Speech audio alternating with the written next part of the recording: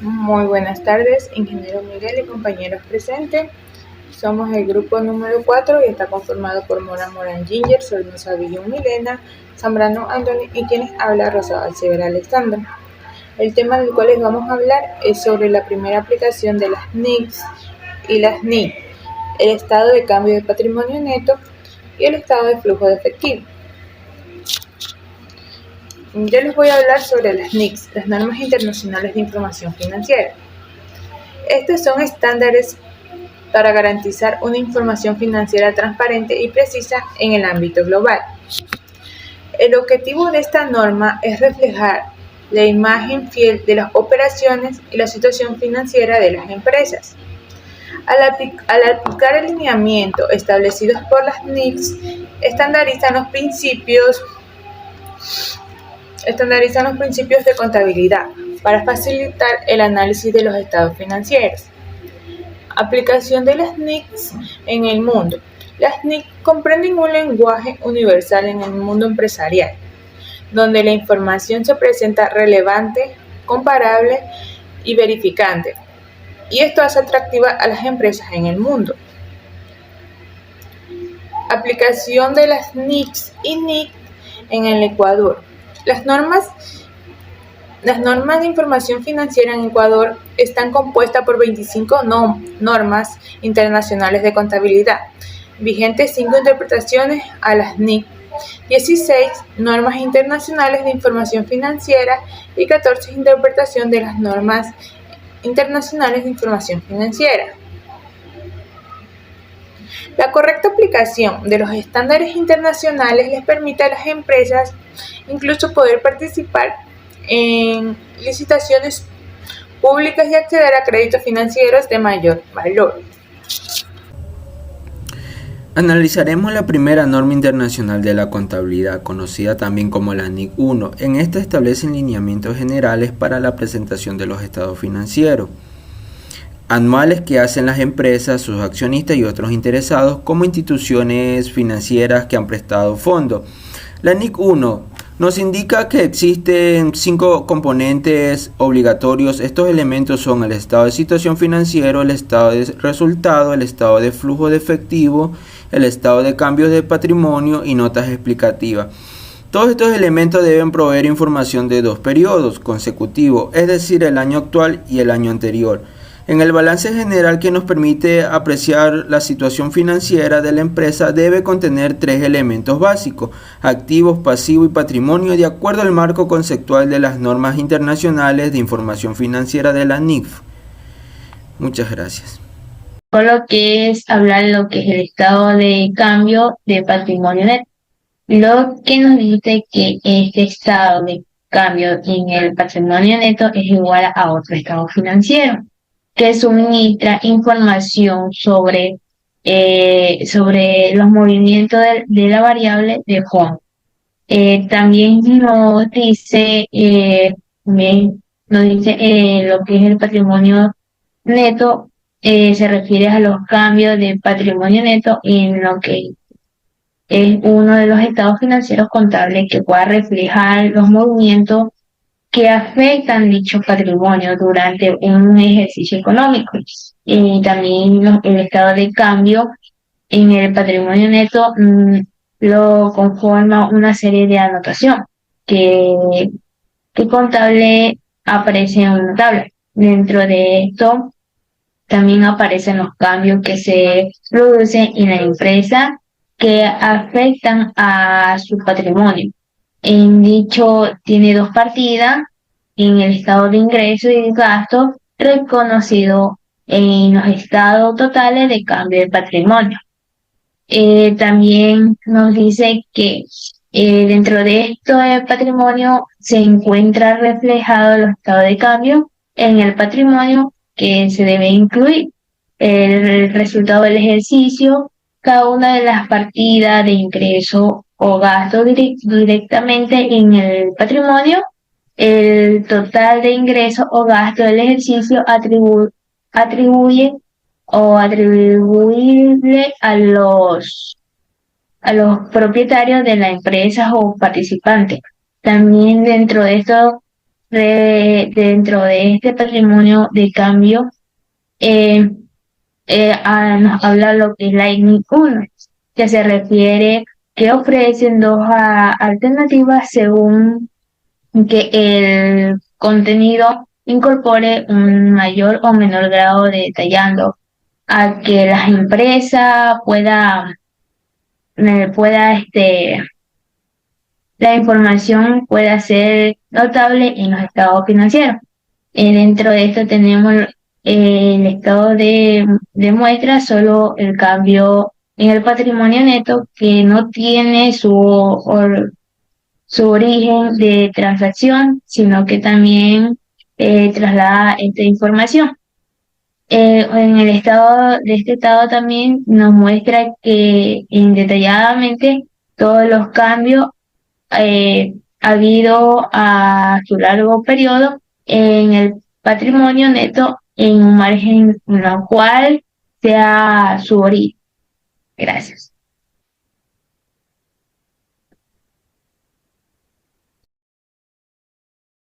Estado de cambios en el patrimonio neto. Este es un estado financiero que tiene relación con los accionistas de la empresa, con las juntas. Es decir, es un estado financiero que busca reflejar el resultado de las decisiones que toman los accionistas. No es un estado financiero relacionado con la gestión de la empresa que corresponde a la gerencia general, sino que se produce como resultado de las decisiones de los accionistas respecto a su propia inversión. Como el nombre lo dice, estado de cambios en el patrimonio, lo que va a mostrar es cómo cambia el patrimonio. Y como lo hemos visto en módulos anteriores, el patrimonio corresponde a la inversión de los accionistas de la empresa. Vamos a revisar un ejemplo de un estado financiero para poder comprender su estructura y la forma como se interpreta. Vemos acá un estado financiero, el cual está compuesto de varias columnas. Es decir, este reporte hay que leerlo en columnas. Las columnas que tenemos son, primero, capital social o capital emitido. La segunda columna corresponde al concepto reservas, en este caso reserva legal, y la tercera corresponde a la partida resultados acumulados. Finalmente tenemos una columna de total que lo único que hace es sumar las tres columnas anteriores. Tenemos que leer el reporte como si fuera una cuenta corriente de cada uno de estos conceptos. Empecemos por el primero, el capital. Sabemos que el capital de la empresa corresponde al aporte de los socios, sea el aporte original o sea los siguientes aportes que se van haciendo durante la vida de la empresa. Revisemos esta columna y lo que tenemos que leer son todos los movimientos que hacen referencia al concepto capital social. Es decir, es como si fuera una cuenta corriente de esta partida de capital de la empresa.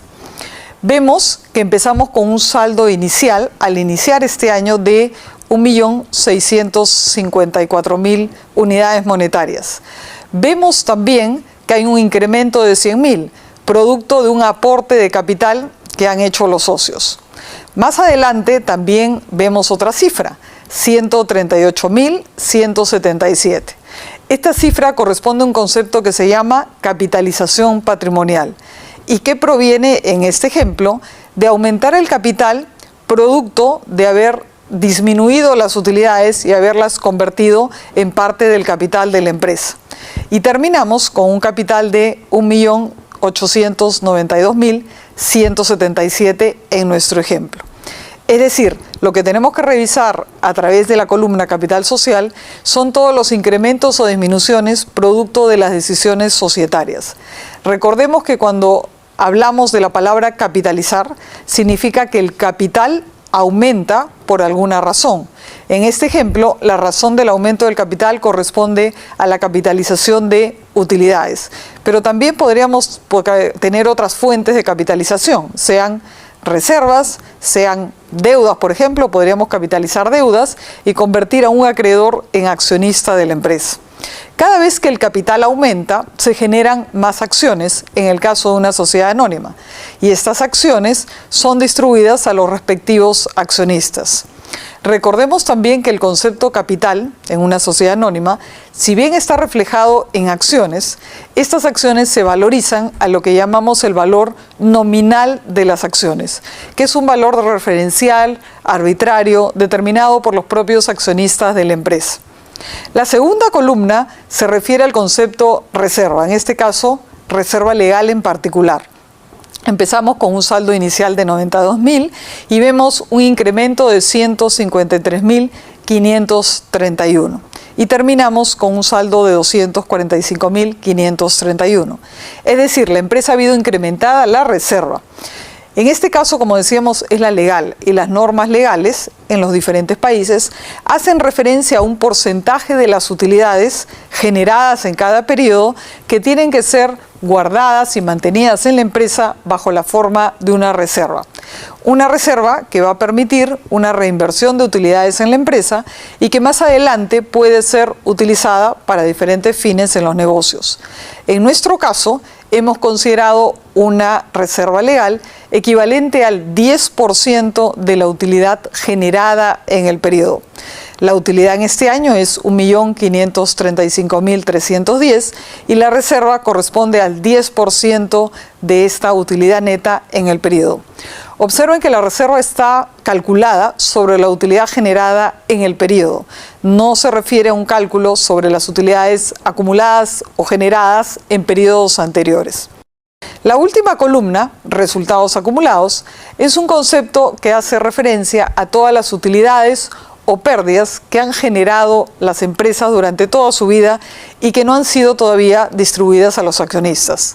La columna resultados nos permite entender cuáles han sido las decisiones relacionadas con el incremento de las utilidades o la disminución de ellas. La primera cifra que tiene relación, un poco en orden cronológico, es la utilidad. Si bien empezamos con un monto de 291.760 de utilidades acumuladas que provienen de años anteriores, este año tenemos una utilidad adicional de 1.535.310. Eso incrementa nuestros resultados acumulados. Sin embargo, lo primero que tienen que hacer los accionistas de la empresa es generar la reserva, en este caso, la reserva legal. Y estos 153.531 que encontramos en la línea reserva legal del ejercicio tienen que ser retirados de los resultados acumulados para ser sumados y que incremente la reserva legal. Como observan, la operación de reserva legal es una disminución de la columna resultados y un incremento de la columna reserva. Es decir, en términos generales, nuestro patrimonio no se modifica porque estamos sumando y restando la misma cifra dentro del mismo concepto del patrimonio. Después de constituir la reserva legal, que es un tema obligatorio dependiendo de las normas legales de cada país, en nuestro ejemplo, los accionistas han tomado dos decisiones. La primera, distribuir utilidades a los socios. Esto es lo que denominamos dividendos declarados. La declaración de dividendos es el acuerdo de la Junta de Accionistas respecto a la distribución de las utilidades a los socios. La decisión en este caso ha sido de un monto de 552.711 unidades monetarias, las cuales restan la columna resultados acumulados, puesto que los dividendos salen de la empresa y se distribuyen a los accionistas. Finalmente, la última decisión es la de capitalización patrimonial, donde hemos decidido convertir parte de las utilidades a acciones de la empresa, aumentando el capital de los negocios. En este ejemplo es 138.177. Y esta cifra la estamos retirando de la columna de resultados acumulados y la estamos sumando al concepto de capital. Entonces es un reporte financiero que depende de las decisiones de los accionistas. Es un reporte que no va al nivel de una gerencia general. Y tenemos que leerlo, como lo hemos mencionado, en columnas. Y cada columna se maneja como si fuera una cuenta corriente respecto a los aspectos que suben o que disminuyen sobre el concepto del patrimonio. Si nuestro patrimonio tuviera más conceptos, tendríamos más columnas relacionadas. Ese estado financiero funciona como una matriz, por lo tanto también tenemos una columna de total y una fila de total, que simplemente lo que hace es sumar a nivel horizontal y vertical los resultados. La última fila corresponde a nuestros saldos del patrimonio, del balance. Estos saldos de capital, reservas y resultados en nuestro ejemplo tienen que coincidir con las mismas cifras que van a aparecer en nuestro estado de situación financiera, puesto que este reporte lo único que expresa es el detalle del movimiento de los componentes que tienen que ver con el patrimonio de la empresa. Con este último estado financiero hemos concluido de ver los 4 estados financieros básicos que componen un informe financiero de la contabilidad. Buenas tardes compañeros, buenas tardes ingeniero. Yo les voy a hablar acerca del Annex 7, la cual son los estados de flujo de efectivo. Alcance.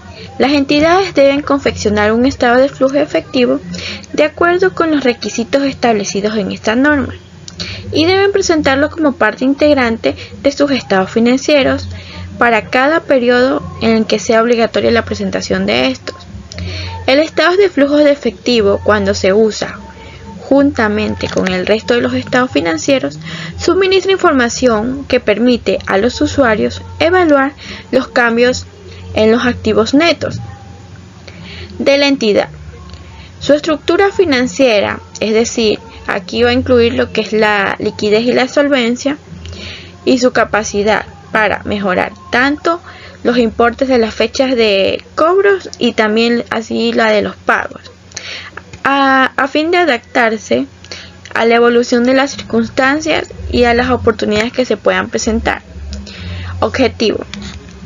Su objetivo es requerir el suministro de la información sobre los cambios históricos al efectivo de una entidad mediante un estado de flujos de efectivo en el que los flujos de fondo del periodo se clasifiquen según que procedan las actividades de operación, de inversión y de financiación.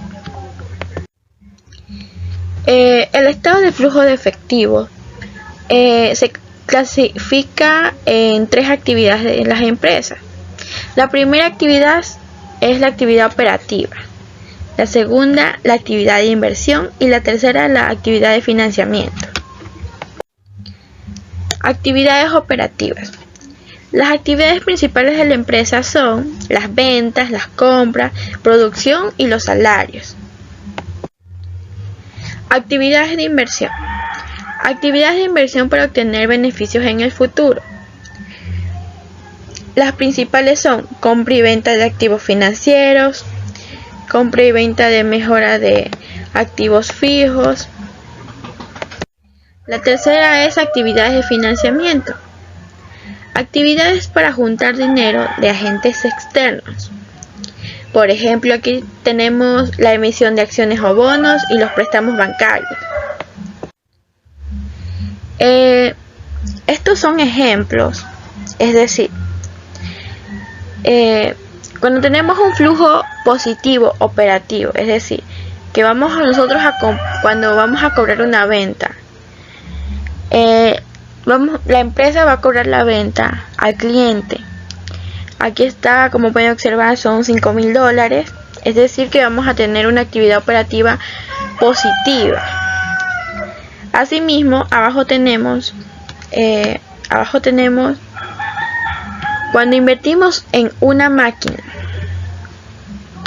es decir, vamos a comprar una maquinaria, la maquinaria se va a volver un flujo menos, es decir, un flujo negativo, ya que esto va a ser una inversión para nuestra empresa. Aquí pueden observar que va a ser un flujo menos de ¿cuánto? De $2,000, que es lo que va a costar la maquinaria. El dinero va a ir a nuestro proveedor y la maquinaria va a ir a nuestra empresa. Esta es una actividad de inversión. Aquí, como pueden observar, cuando vendemos acciones, tenemos un flujo positivo en la inversión, ya que vamos a adquirir los $500 y el pueblo va a adquirir las acciones, o es decir, las personas que vayan a comprar las acciones. Esto va a ser una actividad de inversión positiva. Asimismo, cuando nosotros vamos a hacer un préstamo, vamos a tener un flujo positivo de financiamiento. Vamos a tener un flujo positivo de financiamiento. Es decir, que los $3.000 que nos va a prestar el banco van a ir hacia nuestra empresa. Esto va a ser representado como la actividad de financiamiento y será un flujo positivo.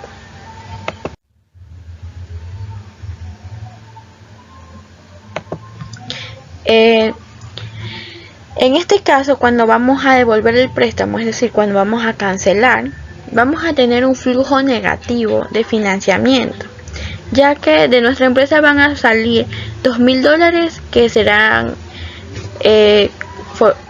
tomados como parte de pago al banco.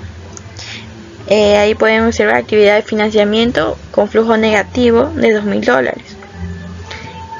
En la figura que está aquí en la parte de abajo pueden observar que este de aquí es el estado de flujo de efectivo que se formó con lo que las figuras anteriores que les estaba mostrando, que son las actividades operativas, los cobros por venta, actividades de inversión, donde estaba la adquisición de activos fijos, las ventas de acciones.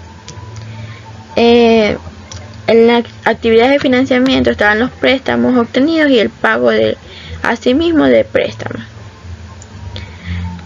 Y el resultado nos queda como un aumento o disminución de efectivo.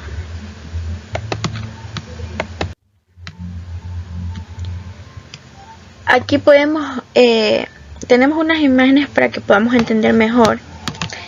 El flujo positivo, es decir, si nosotros tenemos en las actividades ordinarias un flujo positivo, es porque nuestra empresa está logrando un buen resultado en su negocio principal.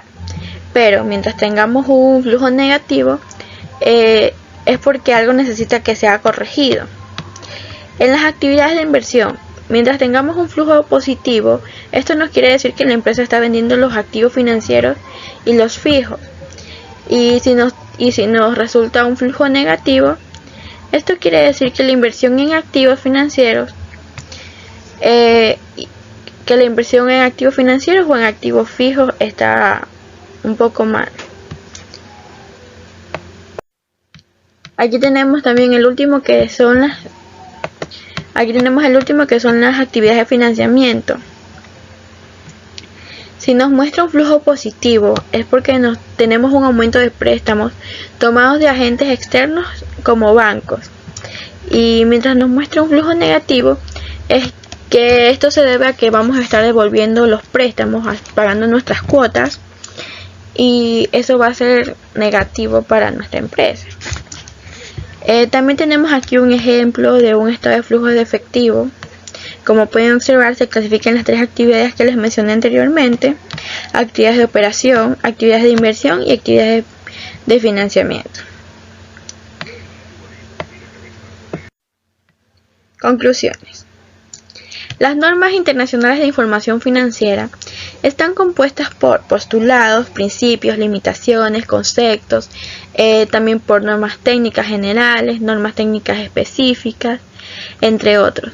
Lo cual esto nos permite identificar, nos permite medir, clasificar y también reconocer, interpretar, analizar, evaluar e informar las operaciones económicas de un ente económico de forma muy clara, fiable y completa. La adopción de las normas internacionales de contabilidad no ha sido fácil porque requiere de mucho tiempo y dedicación.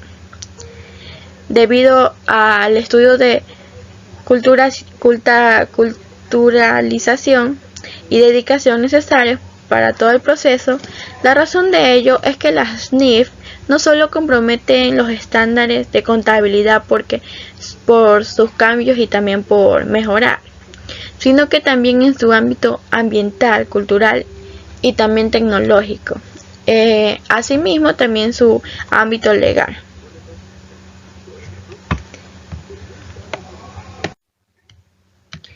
Esto es un mapa. Aquí podemos observar un mapa donde nos da a conocer un poquito de información acerca de los temas tratados de nuestro grupo. La NIF 1, que nos habla de la adopción por primera vez de las normas internacionales de información financiera. Hablamos de la aplicación de las NIF en el mundo, aplicación de las NIC.